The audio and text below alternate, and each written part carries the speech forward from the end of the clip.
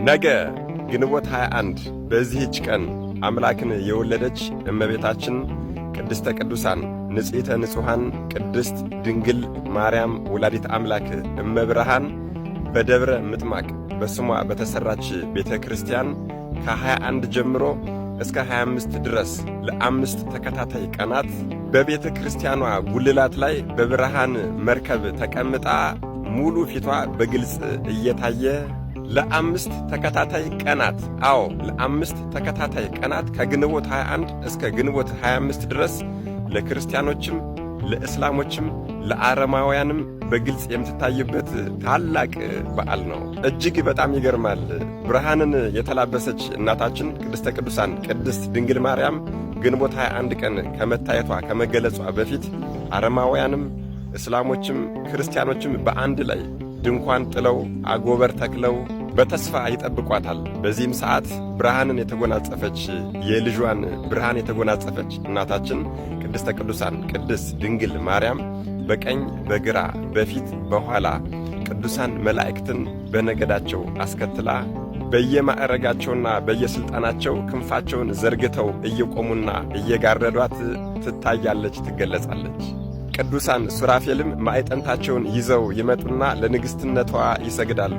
በየመሃልም እንደዚህ እያሉ ያመሰግናሉ። አብ በሰማይ ሆኖ ተመለከተ፣ እንዳንቺ ያለም አላገኘም፣ አንድ ልጁንም ልኮ በአንቺ ሰው ሆነ እያሉ ያመሰግኗታል። ከዚያም ቅዱሳን ሰማዕታት በየማዕረጋቸው እየመጡ ይሰግዱላታል። በመጀመሪያ ሊቀ ሰማዕታት ቅዱስ ጊዮርጊስ በአምባ ላይ ፈረሱ እየከነፈ ይመጣና ከፈረሱ ወርዶ ለእናታችን ይሰግድላታል። ከዚያም ተከታዮቹ ሰማዕታት ይሰግዱላታል። ቀጥሎም በዱሪ ፈረሱ ሊቀ ሰማዕታት ቅዱስ መርቆሬዎስ ይመጣና ይሰግድላታል። ከዚያም ሰማዕታት በሙሉ ይመጣሉ፣ ይሰግዱላታል፣ ያመሰግኗታል። በመቀጠልም ጻድቃን በአንድነታቸው መጥተው በፊቷ ይሰግዳሉ፣ ያመሰግኗታል። ወደዚያ ወደዚህ እያሉ በፊቷ ይመላለሳሉ። ቀጥሎም ሄሮድስ የገደላቸው 144,400 የቤተልሔም ሕፃናት በፊቷ እየዘለሉ ይመጣሉ። አንዱ በአንዱ ላይ እየተቃቀፉ እየተዛለሉ ይሳሳቃሉ። በታች በምድር ሆነው የሚያዩት ክርስቲያኖችም አረማውያንም እስላሞችም በሰማይ የሄዱ እስከሚመስላቸው ድረስ እጅግ ደስታን ያገኛሉ። ምን ይሄ ብቻ እናትና አባቱ የሞቱበት ወይም ደግሞ ዘመዶቹን የፈለገ ሞተውበት እነሱን ማየት የፈለገ ሰው ቢኖር እመቤቴ ሆይ እባክሽ እገሌን አሳይኝ በሚላት ሰዓት ቀድሞ በአካለ ሥጋ የነበረ መልኩንና አቋሙን አሲዛ አምጣ ታሳያቸው ነበር። ደግሞ መሐረባቸውን ወይም መጎናጸፊያቸውን ወደ ላይ ይወረውሩታል። እርሷም የወደደችውን ተቀብላ ትንሽ አቆይታ መልሳ ትልክላቸዋለች። ያችንም ለበረከት እያሉ ብዙዎቹ እየተካፈሉ ወደ ቤታቸው ይዘዋት ይሄዳሉ። እናታችን ቅድስተ ቅዱሳን ቅድስት ድንግል ማርያም እንደዚህ እየሆነች ለ5 ቀን ተከታታይ ለእስላሞችም ለአረማውያንም ለክርስቲያኖችም ትታያቸዋለች። እነርሱም ወደ ቤታቸው መሄድ በፈለጉ ጊዜ ዝቅ ብለው ሰግደውላት ተሰናብተዋት ወደ ቤታቸው ይሄዱ ነበር። እርሷም በምላሹ ትባረካቸው ነበር። ለእግዚአብሔር ምስጋና ይሁን።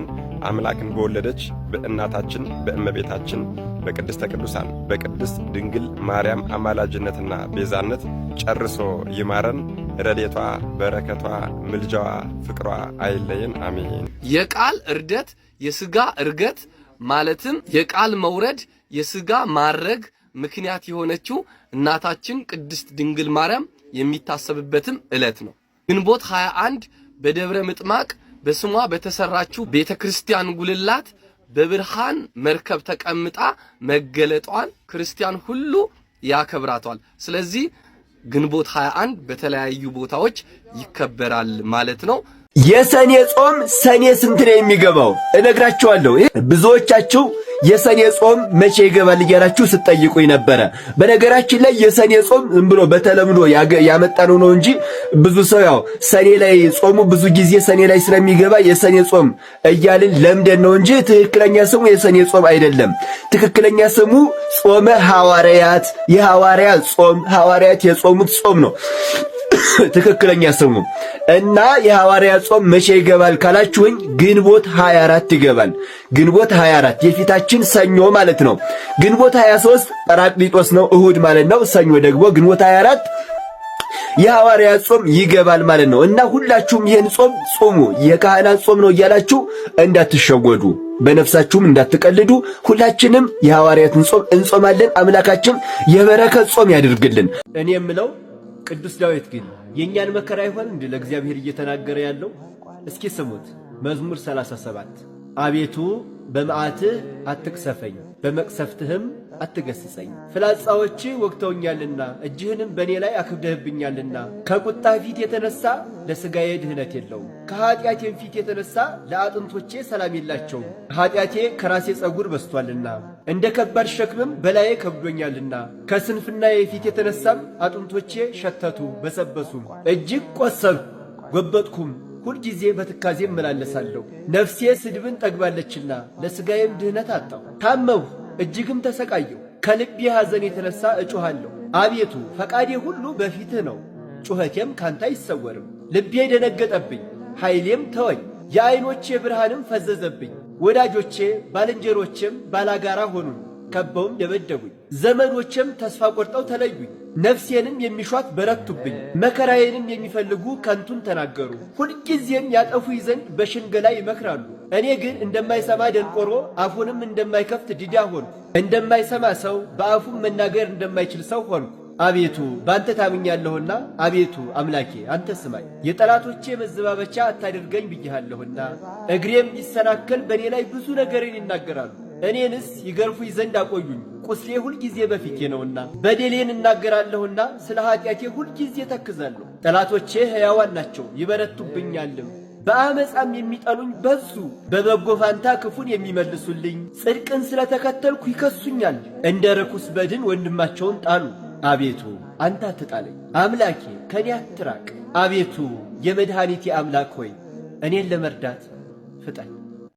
በወንጌል ከተጻፈው ሕግ ከተጻፈልን ታሪክ ሁሉ ክርስቶስ ለተማሪዎቹ ጤና ሰጠ ተብሎ አልተጻፈም። ወይም ለጴጥሮስ እንዲህ ያለ ጤናነት ሰጠው፣ ወይም ለዮሐንስ ሰጠው፣ ወይም ለቶማስ ሰጠው ተብሎ አልተጻፈም።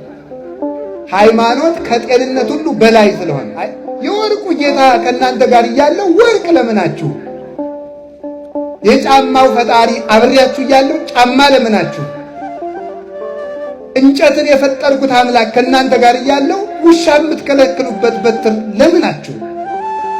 ስለዚህ አንዲት ቅል ቋንቁራ ሳያንጠለጥሉ ክርስቶስን ገንዘብ አድርገው ወጡ። ክርስቶስን እንጀራ አድርገው ወጡ። ክርስቶስን ጤና አድርገው ወጡ። ክርስቶስን ኃይል አድርገው ወጡ። ቅናታችን እኮ ጫፍ ከመድረሱ የተነሳ እገሌ ጥሩ ሰው ነው ስንባል ጥሩ ሰው ነው፣ ነገር ግን ያው ብለን የምንጨምረው ነገር አናጣም ማለት ነው። ምክንያቱም ሰው ሲመሰገን አንወድም። በእውነቱ ነው ግርም እኮ ነው የሚያደርገው ማለት አቤቱ በይቅርታ ብዛት ማረኝ። ምን ነው ዳዊት ሁልጊዜ እየበደልክ ማረኝ ማረኝ ታበዛለህ ትለኝ እንደሆነ ለከለባይት የተካበስኩ ጊዜው እኔም እኮ የበደልኩት አንተን መሐሪውን ነው ብዬ ነው። ሌላ ሰው ማይሆን እሺ አይለኝም ነበር። እኔም የበደልኩት አንተን ይቅር ባይሆን ነው ብዬ ነው እኮ ይቅር በለኝ ምን ይላል። እግዚአብሔርን እንድትወዱት በኑሮ ቅመሱት። ቸርነቱን ሲምራችሁ ቅመሱት። ኃይሉን ሲረዳችሁ ቅመሱት። ለጋስነቱን ሲመግባችሁ ወጡት። ፈዋሽነቱን ሲያድናችሁ ወቁት። እግዚአብሔርን ወቁት። ትዕግስቱን ሲታገሳችሁ ወቁት። እግዚአብሔር ቸር እንደሆነ ቅመሱ። እኔን ምሮኛል፣ እኔ ቀምሻ አይቻለሁ ይላል ቅዱስ ዳዊት። ቀምሶ ያየ ማለት ነው። በቅዱስ ዳዊት መዝሙር የሰማይ መላእክት ሳይቀሩ ይዘምራሉ። የሰማይ መላእክት ሳይቀሩ ይዘምራሉ። በጣም ብዙ አባቶቻችን እና አቡነ አብየ እግዚእ ሙት አንስተውበታል መዝሙረ ዳዊትን እየጸለዩ። እነ ቅዱስ ወለተ ጴጥሮስ ሙት አንስተውበታል መዝሙረ ዳዊት እየደገሙ። እና አቡነ ተክለ ሃይማኖት ሰይጣንን በእጃቸው እንቅ አድርገው ይዘዋል መዝሙረ ዳዊት እየደገሙ። እና አቡነ ገብረ መንፈስ ቅዱስ ህብስት ከሰማይ አውርደዋል። ተሰፍ የማነቆ ታጸግብ ለሁሉ እያሉ እየዘመሩ ማለት ለሚያምን ሁሉ ይቻላል። መዝሙረ ዳዊትን ደግሞ ሰው የሚያጣው ነገር የለም። ዋልቦ ዘይሃጣኒ እግዚአብሔር ምን ያሳጣኛል? እኔን የሚያጣበትም ቦታ የለም። ገደል ብትጥሉኝ ራሱ እኔን እግዚአብሔር አያጣኝም ሲል ዘይሃጣኒ ይላል። እኔን የፈለገ ቦታ ብትደብቁኝ እግዚአብሔር እኔን አያጣኝም ይላል ቅዱስ ዳዊት። እናት ቢሆን ፈልጋ ቢበዛ ለፖሊስ ኮሚሽን ተናግራ ማስታወቂያ ታስነግራለች፣ ልጇን ቢያግቱባት ማለት ነው። ሌላ ምን ታደርጋለች? ከእግዚአብሔር ግን ፈልጎ ማስቀረት ስለማይቻል እኔን የትም ገደል ብትጥሉኝ ከዘመዶቼ መሰወር ትችላላችሁ፣ ከእግዚአብሔር ጋር አይን ግን መሰወር አትችሉም ይላል። እንደ ጎርጎርዮስ ዘአርማንያ አሁን አንዳንድ ቀን እኛ የምንለውን ሰምታችኋል። አሁን አንድ ሰው ደርሶ ሌባ ቢላችሁ ምን ትላላችሁ? ምን ሰርቃ ይተኛል? ዛሬ ባሰርቅ ማክሰኞ ዕለት ሰርቃል፣ ወይ አምና ሰርቃል፣ ወይ ዛሬ 10 ዓመት ሰርቃል። የሚታሰበው እንደዚህ ነው። የሌለበትን ኃጢአት እንኳን የሚቀበል ማን? ቅዱስ ዳዊት። እንኳን የክርስቲያን አጽምን ይቅር አጽም የተቀበረበት መቃብር ይቀርና የአህያ መቃብር እንኳን እግዚአብሔር ካዘዘው ኃይል ያደርጋል። የአህያ አጥንት አላያችሁትም? ሶምሶን የአህያ መንጋጋ አጥንቱ 1000 ሰው ሲያረግፍ ማለት ነው። የአህያ እግዚአብሔር ካደረበት እንኳን የተከበረ የቅዱሳን መቃብር ይቅርና የአህያ አጥንት እንኳን ታምር አድርጓል። እንኳን ክርስትና ስንነሳ ዳዊት ተደግሞልን ወመንፈስ አዚዝ አጽንዓኒ እየተባለ ማለት ወመንፈሰከ ቅዱስ ኢታውዝ እምላይሌ እየተባለ ማለት ስንፈታ ዳዊት እየተደገመልን ክህነት ብንሾም ዲቁና ቅስና ብንሾም አባቶቻችን ሊቃነ ጳጳሳት ሲሾሙን እፍ ብለው ንሳ መንፈሰ ቅዱስ እያሉ መንፈስ ቅዱስ አፉየ ከሰትኩ ወነፍሴ አናይኩ እስመ ትእዛዝከ አፍቀርኩ ብለው አቤቱ አንደበቴን ከፈትኩ፣ ተመልከቱ፣ ልቡናዬንም አሰፋው፣ አንደበቴንም ገለጥኩ፣ ትእዛዝህንም ጠበቅኩ በል እንግዲህ አንደበትን ለማስተማር ክፈት፣ ልቡናህ ትዕግስት ይኑረው ብለው ሲያዘዙን ነው። እንዲህ አድርገው ዳዊት አስደግመው ቅስና ይሰጡናል። ዳዊት ደግመው ይፈቱናል ጸልየው። ዳዊት ደግመው ክርስትና ያነሱናል። ሁሉ የሚፈጸምበት መዝሙር ናቸው። በአንድ ሰማይ ላይ ፀሐይም ጨረቃም ከዋክብት ይኖራሉ። ክብራቸው ግን የተለያየ ነው። በአንዲት ቤተ ክርስቲያን ክርስቶስም ይመሰገናል፣ እመቤታችንም ትመሰገናለች፣ ቅዱሳንም ይመሰገናሉ። ክብራቸው ግን ልዩ ነው።